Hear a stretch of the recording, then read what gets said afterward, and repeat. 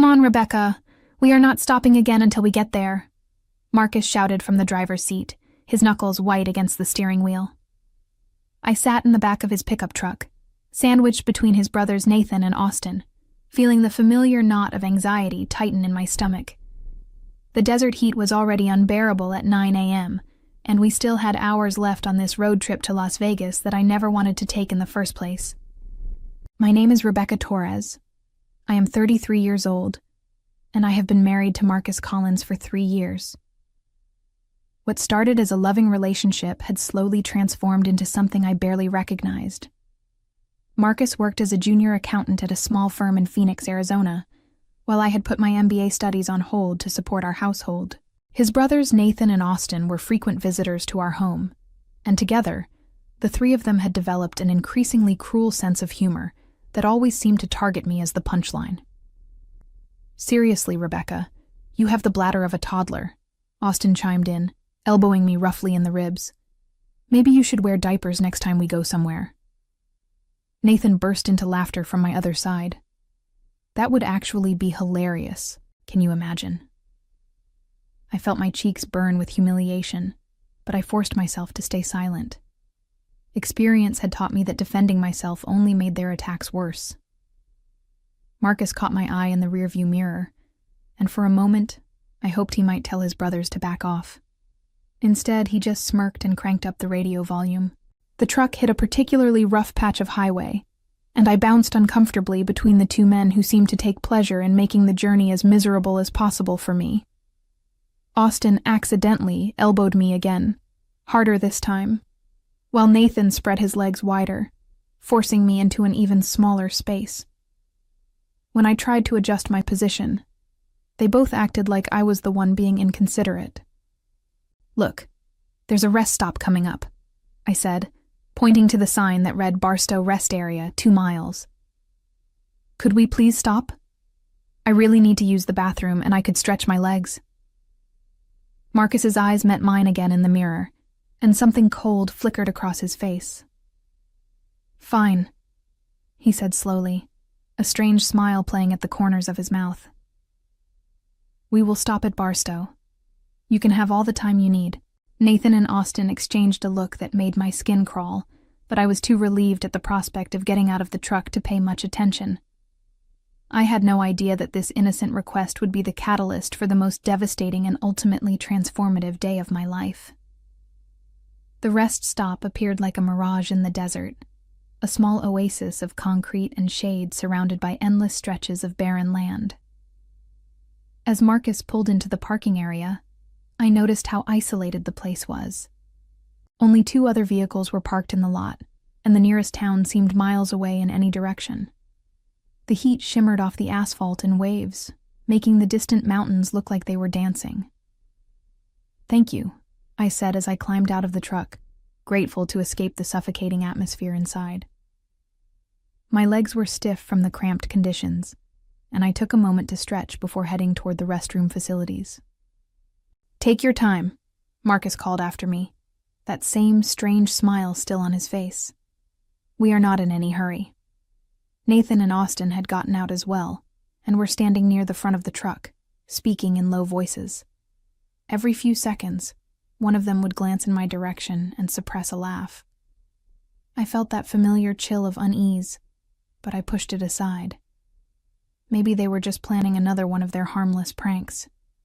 Maybe they would hide behind the building and jump out to scare me, or put something gross in my seat. I had endured worse from them before. The restroom was surprisingly clean for such a remote location, and I took a few extra minutes to splash cool water on my face and neck. The desert heat was already becoming oppressive, and I dreaded getting back into that truck for another several hours. When I looked at myself in the mirror, I saw a woman I barely recognized anymore. The confident, ambitious person who had once dreamed of finishing her MBA and starting her own business had been replaced by someone who spent her days walking on eggshells, trying not to provoke the next round of jokes from her husband and his brothers. When had I become so small? When had I stopped fighting back? I thought about the woman I used to be, the one who had graduated summa cum laude from Arizona State University with a degree in finance. I had been accepted into their MBA program with a partial scholarship, but Marcus had convinced me to defer my enrollment. "We need the income right now," he had said. "You can always go back to school later."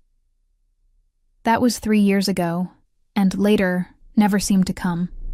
Instead, I worked part-time at a grocery store while Marcus pursued his accounting career, promising that my turn would come eventually. His brothers never missed an opportunity to remind me that I was just a college dropout working minimum wage, conveniently forgetting that I had put my dreams on hold to support my husband's ambitions.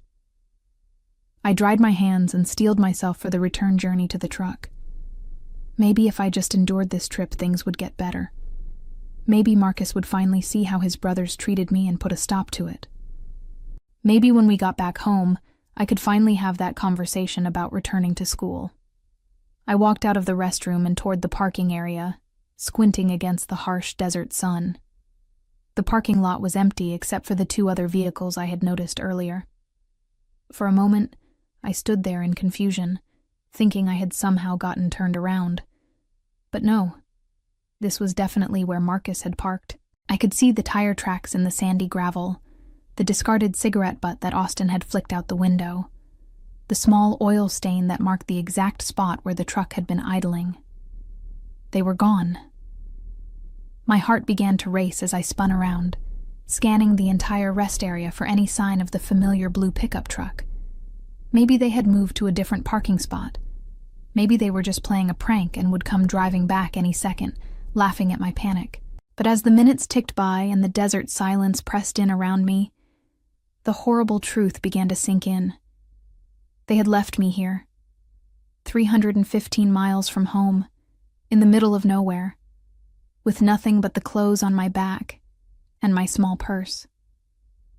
I fumbled for my phone, my hand shaking so badly I could barely unlock the screen. No signal. Of course there was no signal.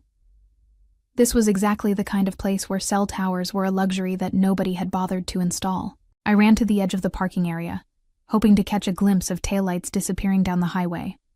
But there was nothing except endless asphalt stretching toward the horizon, heat waves distorting the distant landscape into an abstract painting of beige and brown. The temperature had to be approaching 100 degrees already, and it was not even noon yet. The 2 other vehicles in the lot belonged to truckers who were nowhere to be seen, probably asleep in their cabs during the heat of the day. I knocked on the doors anyway, desperate for help, but got no response. The rest area had a small visitor center, but when I tried the door, it was locked with a sign indicating limited hours of operation. I sank down onto a concrete bench in the shade of the building, trying to process what had just happened. This was not a prank. This was not one of their usual jokes that would be forgotten by tomorrow. This was something else entirely, something cruel and calculated that I never would have believed Marcus capable of just a few hours ago. In my purse, I found my wallet with exactly $23 in cash, a credit card that Marcus controlled, and an empty water bottle that I had drained during the first part of our journey. No phone signal, no transportation, no way to contact anyone for help. The nearest visible sign of civilization was a gas station that looked to be at least several miles away, shimmering in the distance like another mirage. As I sat there in the growing heat, watching the occasional car speed past without slowing down, I realized that my husband and his brothers had not just abandoned me in the desert. They had stripped away every illusion I had about my marriage, my worth, and my future. But they had also given me something else, something they never intended, the devastating clarity that comes when you finally see your life for what it really is. The sun climbed higher, and the concrete bench beneath me grew too hot to sit on comfortably. I moved to the small patch of shade provided by an overhang near the restrooms, but even there, the heat was becoming unbearable. My throat was already dry, and I rationed the few drops of water left in my bottle, knowing I might need them later. Every car that passed on the highway became a potential lifeline, but none of them slowed down. To them, I was just another rest stop visitor, taking a break from driving. I tried to flag down several vehicles, waving my arms and stepping closer to the road, but the drivers either did not see me or chose to ignore my obvious distress. The professional-looking woman in the silver sedan actively avoided making eye contact. The family in the minivan with children pressed against the windows drove past without even acknowledging my presence. I began to understand why Marcus had chosen this particular rest stop. It was remote enough that help was not readily available, but not so isolated that my disappearance would immediately trigger a search and rescue operation. As the afternoon wore on, the heat became dangerous. I could feel my skin burning despite staying in the shade, and my head was beginning to pound from dehydration. The empty water bottle mocked me from where it sat on the ground nearby. I had been foolish to drain it so early in the journey, but I never imagined I would need to ration water for survival. That was when I heard the sound of a diesel engine slowing down, followed by the hiss of air brakes. A large semi-truck with Texas plates was pulling into the rest area, and I felt a surge of hope mixed with fear. I had heard enough horror stories about women accepting rides from strangers, but my situation was becoming desperate enough that I was willing to take the risk. The driver who climbed down from the cab was not what I had expected. He was probably in his late 50s, with graying hair and kind eyes behind wire-rimmed glasses.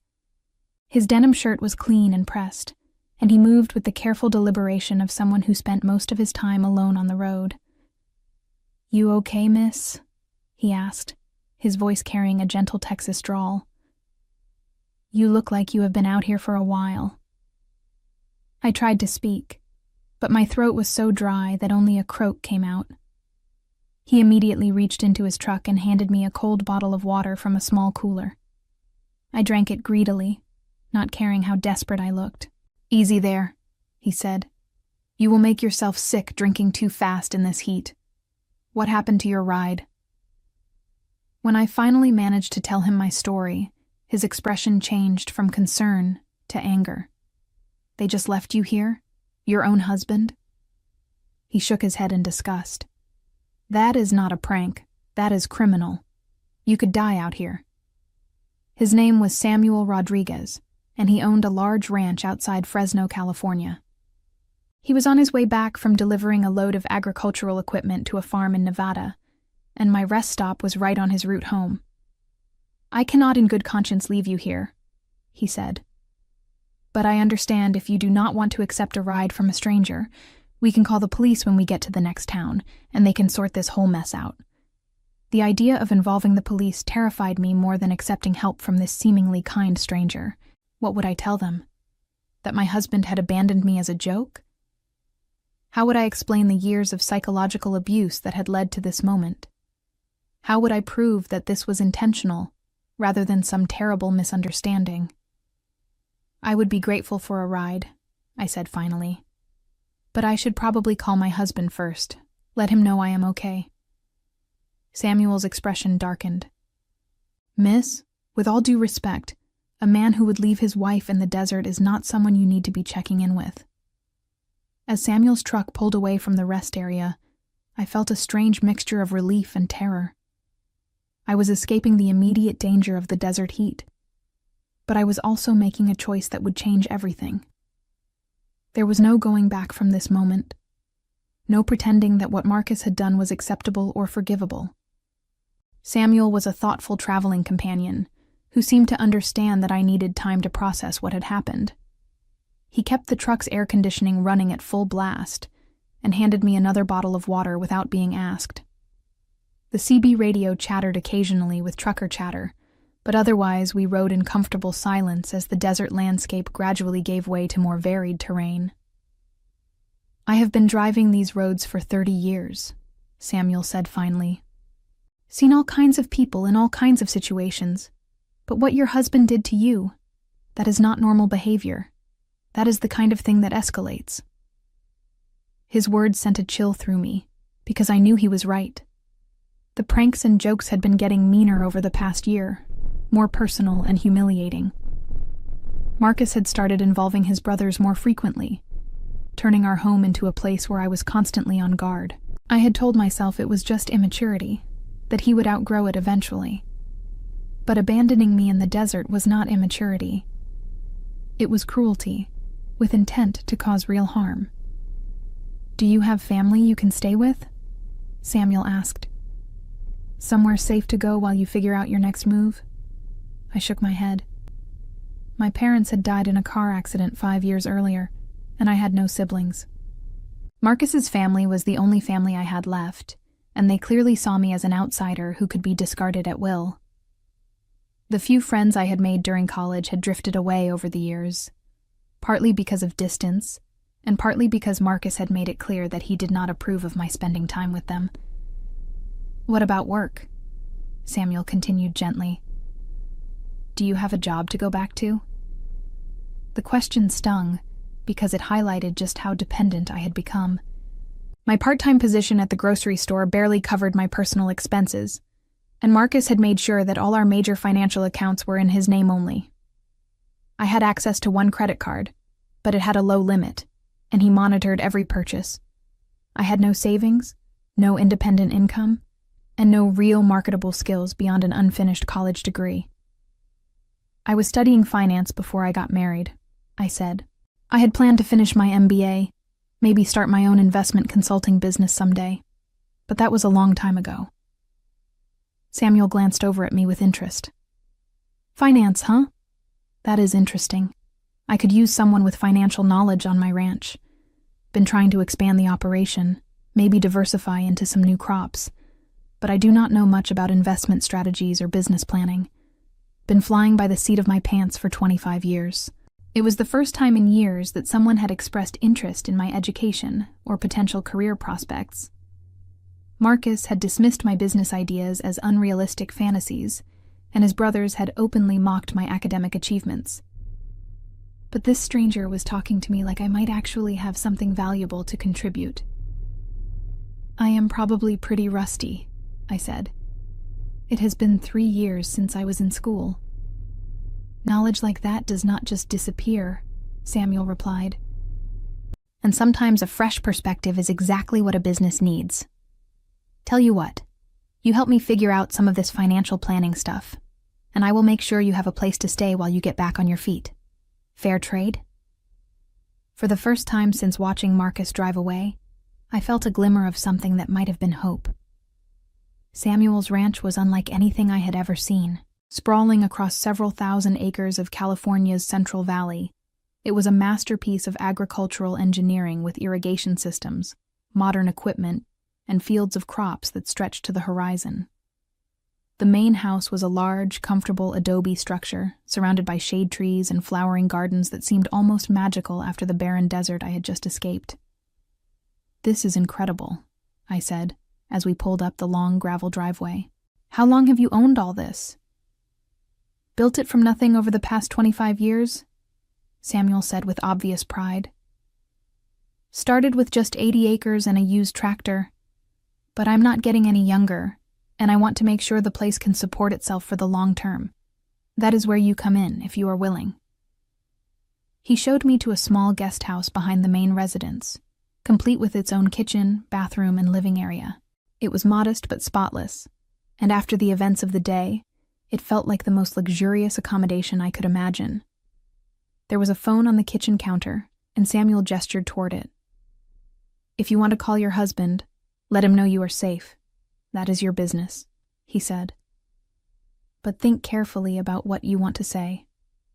Men like that, they have a way of talking women into giving them second chances they do not deserve." After Samuel left me alone, I stared at the phone for a long time. Part of me wanted to call Marcus immediately, to scream at him about what he had done and demand an explanation. But a larger part of me was afraid of what I might hear. Would he laugh about it? Would he claim it was just a joke that went too far? Would he somehow manage to make it my fault for not being able to take a joke? Instead, I called my part-time supervisor at the grocery store and told her I would not be coming in anymore. It was the first time in years that I had made a unilateral decision about my employment without consulting Marcus first.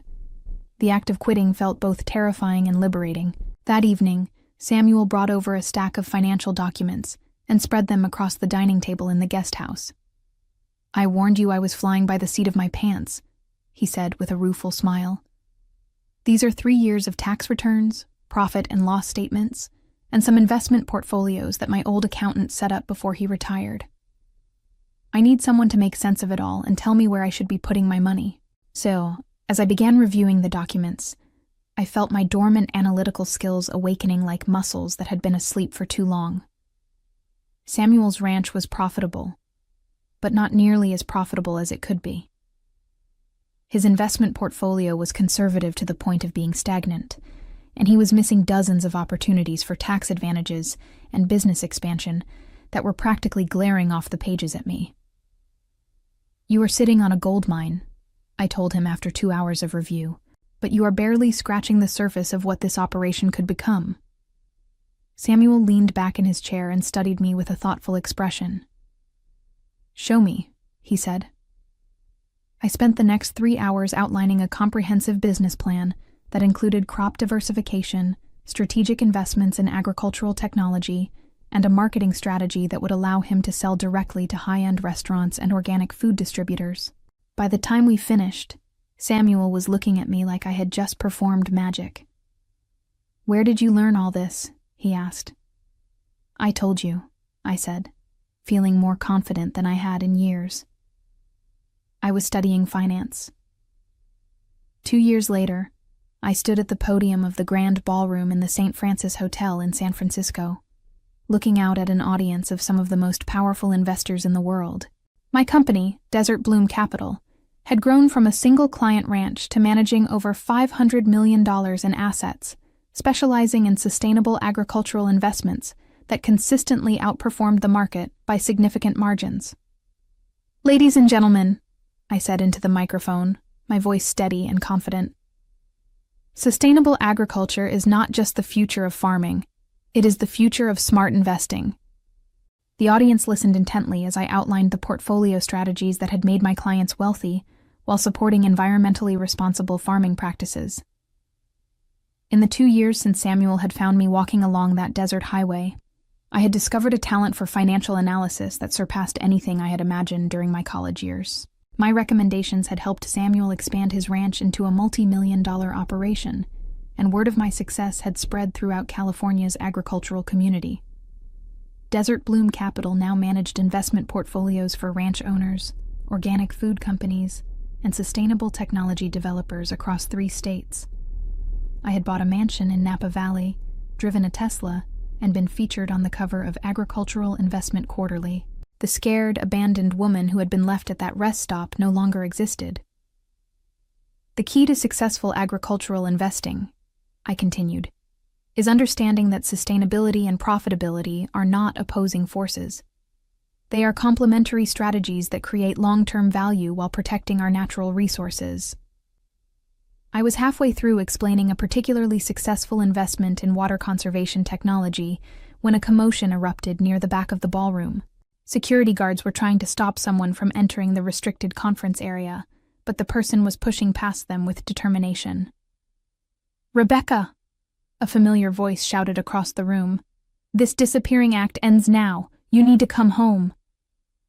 The entire ballroom fell silent as Marcus pushed past the security guards and strode down the center aisle toward the stage. He looked older, thinner, and desperate in a way that would have once made me feel sorry for him. His clothes were wrinkled, his hair unkempt, and there was a wild look in his eyes that suggested he had been searching for me for a very long time. "You cannot just run away from your marriage," he shouted, pointing an accusing finger at me. "I have been looking for you for 2 years. Do you have any idea what you have put me through?" I paused my presentation and looked down at him calmly, feeling the eyes of 300 influential investors watching this confrontation unfold. These were people who controlled billions of dollars in assets, who had flown in from around the world to hear my market analysis, and who were now witnessing my husband's public meltdown. "Ladies and gentlemen," I said into the microphone, my voice carrying clearly throughout the ballroom, "I would like you to meet Marcus Collins. This is the man who abandoned me in the Barstow Desert 315 miles from home because he thought my dependence on him was amusing." The audience gasped audibly, and I could see several prominent investors exchanging shocked glances. Marcus's face went pale as he realized he had just interrupted a room full of some of the most powerful people in California's financial community. "You are embarrassing yourself," Marcus said. but his voice had lost its earlier confidence. "Come home and stop this ridiculous gold digger charade." James Whitfield, a billionaire investor I had been working with for 6 months, stood up from his front row seat. "Excuse me," he said, his voice dripping with disdain. "But did you just call one of our most successful fund managers a gold digger?" The room erupted in murmurs of outrage as Marcus realized the magnitude of his mistake. Security guards flanked him on both sides, waiting for my signal to remove him from the premises. I looked down at the man who had once controlled every aspect of my life and felt nothing but pity for how small he appeared in that moment. "Gentlemen," I said to the security team, "please escort Mr. Collins from the building, and make sure he understands that he is not welcome at any future events." As they led Marcus away, still shouting about his rights as my husband, I turned back to my presentation slides and continued exactly where I had left off, as if nothing had happened at all. Within days of Marcus's public humiliation at the investment conference, the video of his outburst had gone viral across social media platforms, with financial industry insiders sharing it as an example of toxic masculinity in action. Nathan's wife Jennifer filed for divorce immediately after seeing the footage, telling everyone who would listen that she could not remain married to someone capable of such cruelty. Austin's girlfriend Ashley broke up with him publicly, posting a scathing breakup letter on Facebook that detailed exactly what she thought of men who abandoned women in the desert for entertainment. Their parents, Frank and Carol, were forced to leave their church congregation in Phoenix when the story reached local news outlets, eventually relocating to a small town in Oregon where nobody knew their family name. All 3 brothers lost their jobs when the viral video reached their employers, and no financial institution in California would hire any of them after their names became associated with the scandal. Marcus was fired from his accounting firm within 48 hours of the conference incident, and the 3 brothers found themselves blacklisted from their entire industry. Within 2 years, they had all filed for bankruptcy, as legal fees mounted from multiple lawsuits, including a civil case I filed for emotional distress and abandonment.